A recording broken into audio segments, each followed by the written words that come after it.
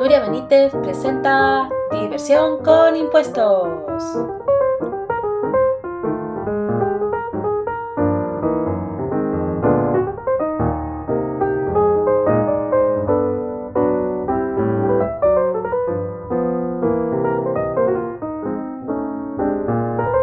Bueno, pues el primer tributo que vamos a ver es las tasas.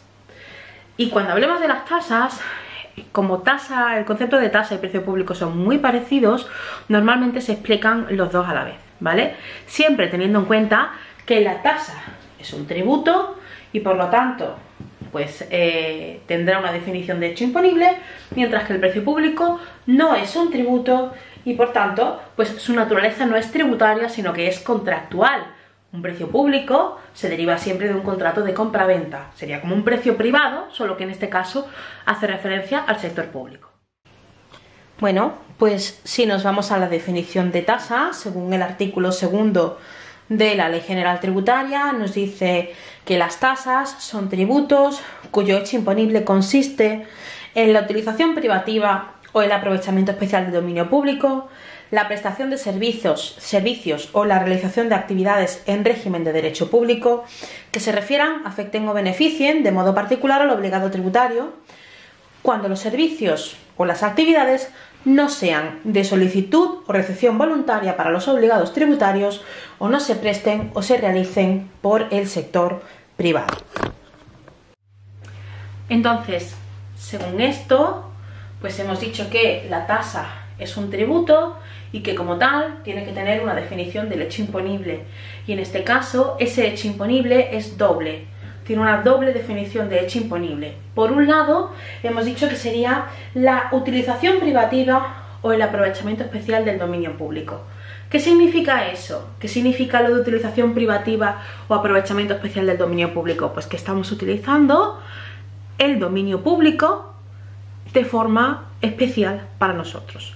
Entonces, la primera pregunta que tendríamos que hacernos es ¿qué es el dominio público? Pues la calle, por ejemplo, ¿no? Entonces, si hacemos una utilización privativa de la calle, entonces nos correspondería pagar una tasa. Ejemplos que podemos tener de esto. Profe, yo tengo un ejemplo. A ver, dime, Josi, ¿qué ejemplo tienes? Pues, por ejemplo, las terrazas de los bares. Efectivamente, las terrazas de los bares son un ejemplo clásico de la utilización privativa del dominio público, que es lo que hacen, poner las mesas y las sillas, ¿verdad?, en la calle. Entonces, por esa utilización del dominio público, deben pagar una tasa correspondiente, en este caso, al ayuntamiento. ¿Alguien más tiene un ejemplo? Y otra cosa, ¿qué hacéis ahí todos hacinados? Que estamos en cuarentena, hombre, 1,5 metros de distancia, de separación entre uno y otro. Ea. Así, mucho mejor. Así me gusta. Venga, otro ejemplo. Yo tengo un ejemplo, profe. ¿Cuál? Dime, Josi Rosa. El de los vados. Efectivamente. Los vados, pues son otro ejemplo de utilización privativa del dominio público. ¿Qué es lo que estamos haciendo en un vado? Pues estamos cogiendo un trozo de calle en el cual pues no queremos que aparque nadie, ¿no? O al contrario, queremos aparcar exclusivamente nosotros. Entonces, en ese caso, la persona que quiera instalar un vado en la entrada de su garaje, pues tendrá que solicitarlo al ayuntamiento y pagar la correspondiente tasa. Entonces, todo lo que sea utilización privativa del dominio público implicaría el pago de una tasa.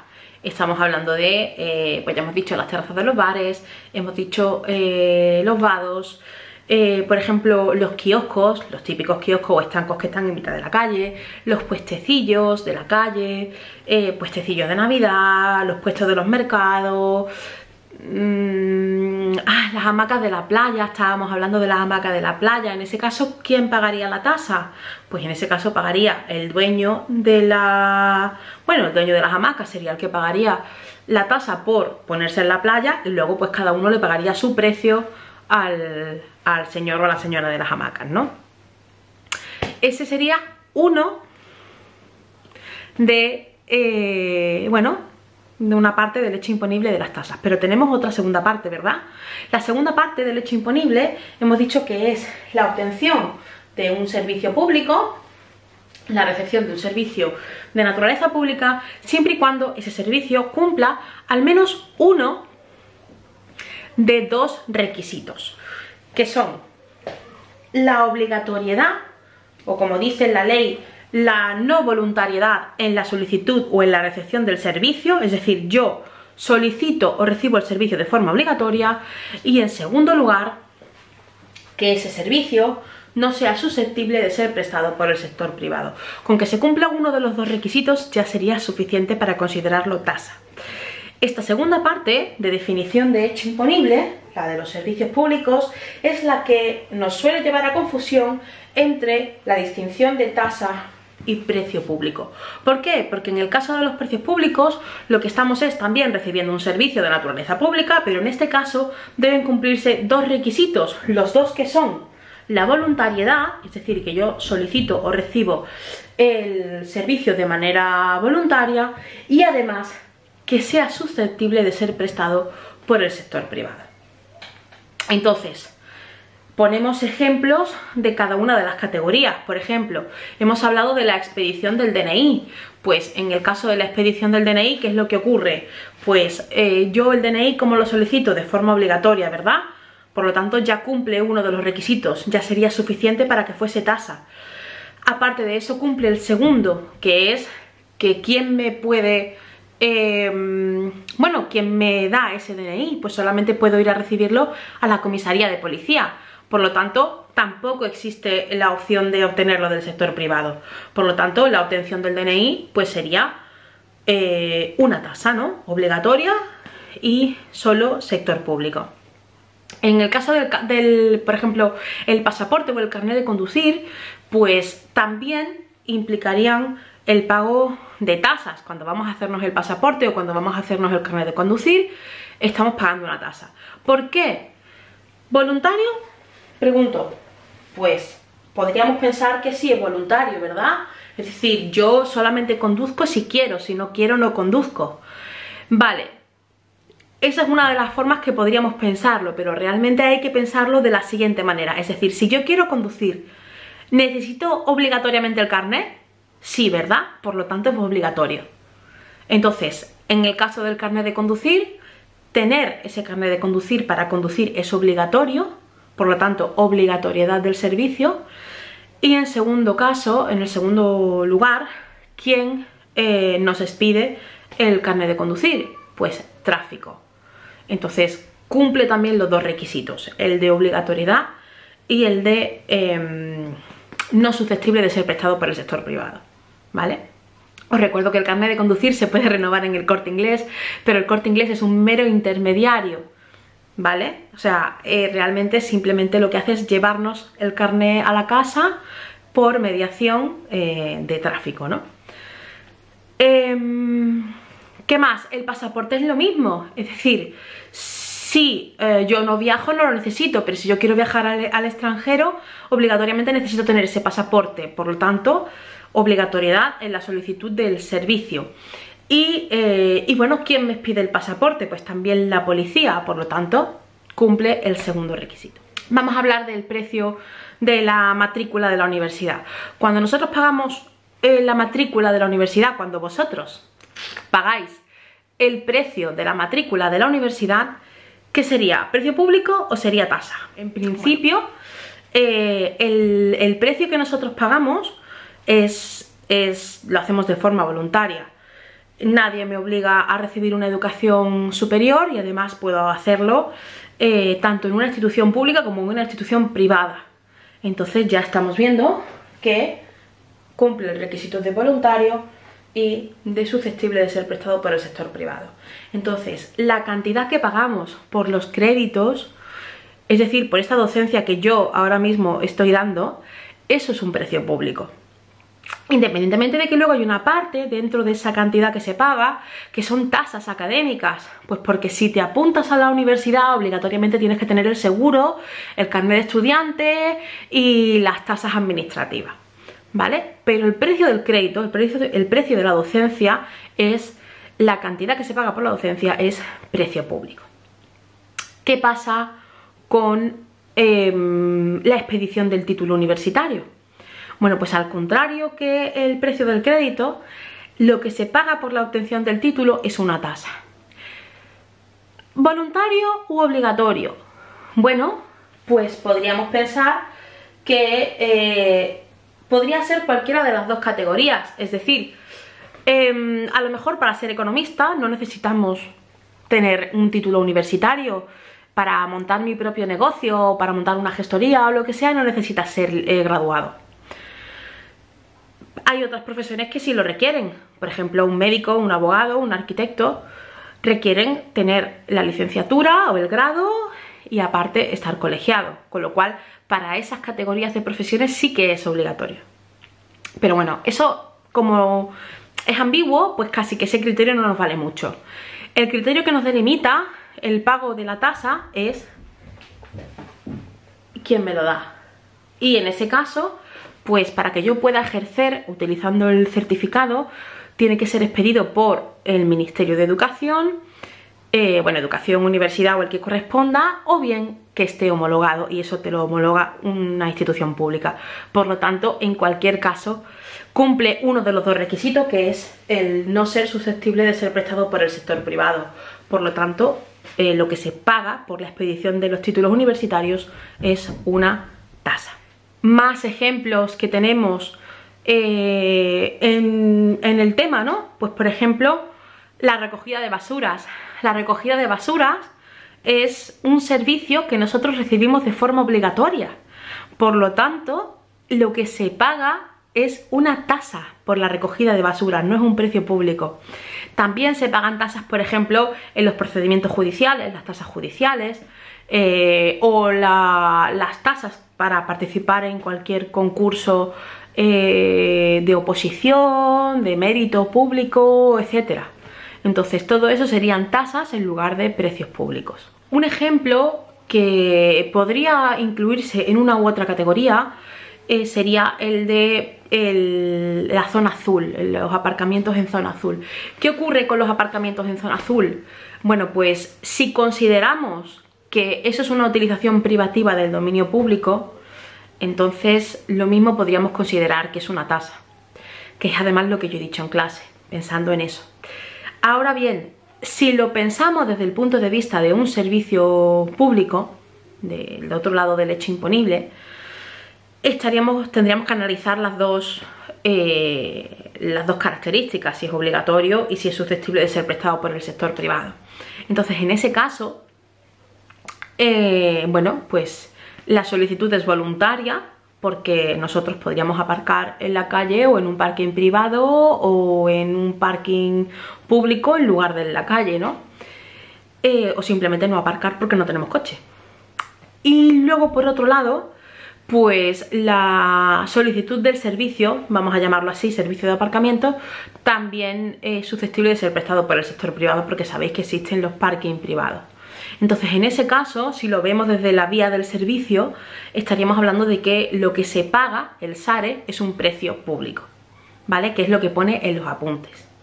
Y que es el criterio que vamos a utilizar en lugar del otro que yo comenté en clase del dominio público. Dos características adicionales que tienen o que diferencian a las tasas y a los precios públicos y que no están aquí, pero sí que lo llegué a poner en la pizarra en clase, era que el precio de la tasa, el importe de la tasa como máximo debería ser el coste del servicio prestado. Es decir, el objetivo de la tasa no es ganar dinero, sino que pues esos 12 o 13 euros que nos cuesta renovar el DNI es exclusivamente el coste de la policía, el carnet, las huellas, etcétera, etcétera, ¿no? No se gana dinero con eso. Por el contrario, en el caso de los precios públicos, pues como mínimo el importe del precio público debe ser el coste del servicio. Es decir, no tiene sentido, no tiene mucho sentido que establezcamos unos precios públicos en los que el sector público está perdiendo dinero. Solamente en determinados casos ocurre eso, y es cuando los precios públicos son precios redistributivos. Es decir, que el objetivo del precio público no es tanto en sí ofrecer un servicio público como ofrecer un servicio público de primera necesidad para determinados colectivos. Bueno, hemos dicho muchos ejemplos de tasa, pero prácticamente no hemos dicho ejemplos de precios públicos. Todos aquellos servicios que nos preste el sector público que sean equiparables a los del sector privado, pues estaríamos hablando de que son precios públicos. Pues hablábamos de, en clase hablábamos de ir a la piscina pública en lugar de la piscina privada, ir a un polideportivo público en lugar del privado, ir a un museo público en lugar de a uno privado, es decir, todo ese tipo de actividades lúdicos, recreativas, etcétera, pues tienen un componente que es voluntario y por otra parte pues el componente de elegir entre ir al sector público o al sector privado. Es verdad que, como siempre digo en clase, nada es blanco o negro, entonces nos podemos encontrar con determinadas circunstancias en las que, por ejemplo, pues resulta que en el pueblo yo que sé cuál solamente hay una única piscina y la piscina es pública y no tengo alternativa, no tengo opción de irme a ninguna privada porque no hay. Pues entonces en ese caso a lo mejor desde el punto de vista teórico eso no sería un precio público sino que sería una tasa y tendríamos que ver eso como luego lo llama la norma jurídica que lo ampara, ¿no? Bueno, por último, terminando con los tributos con contraprestación, pues tenemos las contribuciones especiales, que como pone la Ley General Tributaria, pues son tributos cuyo hecho imponible consiste en la obtención por el obligado tributario de un beneficio o de un aumento del valor de sus bienes como consecuencia de la realización de obras públicas o del establecimiento o ampliación de los servicios públicos. ¿Eso qué quiere decir? Pues que la contribución especial es un tributo, que como buen tributo que es, tiene que estar definido por su hecho imponible y que en este caso el hecho imponible es la obtención de un beneficio o de un aumento del valor de mis bienes como consecuencia ¿de qué? Pues de que la entidad local realiza una obra o presta un servicio público nuevo o amplía ese servicio público. Por ejemplo, pues resulta que vivimos en un determinado barrio y entonces en ese barrio que no está asfaltado, ni tiene alumbrado ni nada, pues el ayuntamiento decide asfaltarlo, ponerle el alumbrado y todos los servicios correspondientes, ¿no? Agua, etcétera, ¿no? ¿Qué ocurre? En ese caso, el ayuntamiento, ¿cómo financia esa obra pública? Pues realmente puede financiarlo de varias maneras, ¿no? Una de ellas, por ejemplo, sería no cobrar de forma directa nada al ciudadano y financiarlo pues con cargo a los presupuestos generales del ayuntamiento, es decir, normalmente pues irá a cargo de impuestos, ¿no? Esa es una posibilidad. La otra posibilidad sería decir, bueno, es que estoy arreglando tal calle de tal barriada de las afueras de Málaga y entonces en ese caso no tiene mucho sentido que se financie con cargo a los presupuestos generales. Pues entonces vamos a calcular cuánto es el coste de la realización de esa obra y lo que vamos a hacer es que a quienes se beneficien de forma particular de esa obra que vamos a hacer, pues son a los que le vamos a pedir que paguen, que sufraguen esa obra. ¿Cómo? Pues mediante el pago de una contribución especial. Es decir, lo que estamos diciendo es que el cobro de la contribución especial es potestativo para la entidad local correspondiente. Puede elegir cobrarla o no cobrarla. Pero ocurre una cosa, que si decide cobrarla, el contribuyente tiene la obligación de pagarla sí o sí, ¿vale? ¿Qué más? Bueno, pues aparte hay un límite que establece la ley que dice que como máximo se podrá sufragar el 90% del coste de esa obra pública o de la implantación del servicio mediante contribución especial, como máximo el 90%, y el 10% restante pues tendrá que pagarse o sufragarse pues de cualquier otra forma, mediante impuestos o por cualquier otra vía, ¿no? Entonces pues, por ejemplo, si estuviésemos asfaltando esa calle y eso costase pues 1 millón de euros y hubiese 1 millón de habitantes, me estoy pasando, ¿no? Pero bueno, pues entonces estaríamos hablando de que habría que pagar una contribución máxima de 90 céntimos por, bueno, pues por vecino. ¿Qué más? Parece muy obvio, ¿no? Todo este ejemplo, pero creo que resulta interesante o podría ser interesante comparar la contribución especial con la tasa. Por ejemplo, vamos a hablar de la recogida de basuras y vamos a suponer que hay determinados barrios en los que no se establece una recogida de basuras municipal, sino que, bueno, pues en determinadas urbanizaciones que son más bien privadas o pseudo privadas o lo que sea, tienen una gestión más autónoma de ese servicio de basuras. Bueno, pues vamos a suponer que de repente el ayuntamiento va a realizar el servicio de basuras para esa comunidad en concreto, ¿no? Y en ese caso, pues tiene que comprar una flota de camiones, que a lo mejor pues la flota cuesta 5 millones de euros, ¿no? Entonces, ¿qué ocurre? En ese caso tendríamos que distinguir, por un lado, el coste de establecer el servicio y, por otro lado, el coste de la prestación del servicio en sí. Es decir, el coste de implantar el servicio de recogida de basuras nos cuesta o le cuesta al ayuntamiento 5 millones de euros. Pues por esos 5 millones de euros se podría establecer una contribución especial para sufragar el pago de los camiones. Que, ojo, como digo, solamente se pagaría con cargo a esa contribución especial el 90% de esos 5 millones. Y luego, por otro lado, la prestación del servicio en sí, es decir, la recogida de basura diaria, eso lo que nos llevaría es a pagar una tasa, ¿vale? Por un servicio que recibo que es obligatorio. Entonces, vemos la diferencia, ¿verdad? Por un lado, la implantación del servicio y por otro lado, la ejecución del servicio diario. Profesora. Sí, dime. Que resulta que Uska se ha comido acá.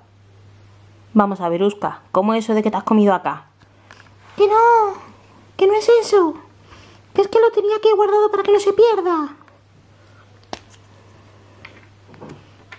Pero acá, hijo. ¿Qué haces ahí dentro?